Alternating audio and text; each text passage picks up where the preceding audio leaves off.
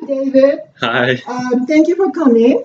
And I'd like to start by just having you introduce yourself first Yes. in Japanese, if possible. Right? Okay. Go. はじめまして、デイビッドと申します。今、5年生。すみません。Go ahead.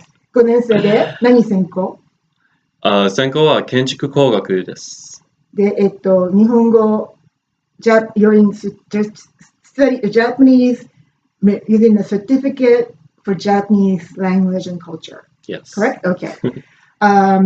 Okay. And so recently you won this really prestigious award Yes. by the Department of State. Can you tell us a little bit about that award?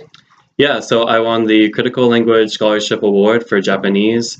It's offered by the U.S. Department of State, and it is a intensive summer program where I'll be going to Okayama Daigaku and studying Japanese intensively for 2 months during the summer. So how many hours a day would you be studying, just out of curiosity?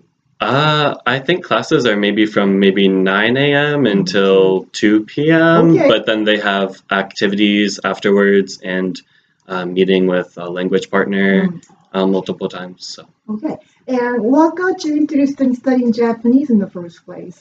Yeah, so I first became interested in Japanese when I was fairly young. I had Japanese neighbors growing up that I became friends with. I had Japanese friends in high school as well. Actually, my sister went to Japan when I was a kid, and she came back with all of these like souvenirs and candy and things from Japan. So I was interested from then, and I knew going into college that I wanted to study abroad and possibly co-op abroad as well. Okay. And University of Cincinnati offered all of those things.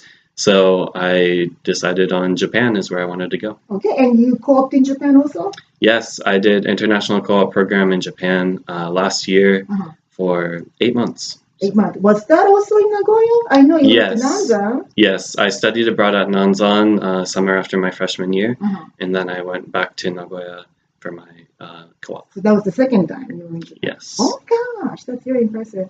And so you, after this language study, you have 1 more year left at UC? No, I'm actually graduating. What? You're graduating this spring? Yes, I'm graduating in 2 days. Oh my gosh! So what are your plans after graduation? So I will either be going on to graduate school. If possible, I would like to go to graduate school in Japan and study kind of energy and like sustainable building design. Okay. So that is a possibility. I might end up in graduate school here at UC. We'll see. And so I know this was the topic of your speech at the speech contest, but Yes. Have you found a good way to combine your study of engineering and your language study? I think that I have.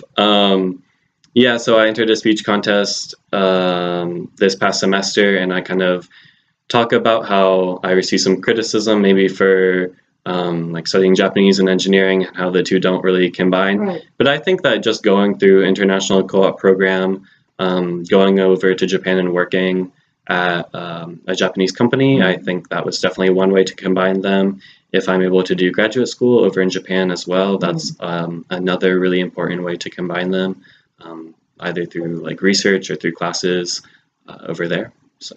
Do you have any message for students who are interested in studying in Japan? You're a veteran at this point. I would say to definitely just constantly be on the lookout for opportunities.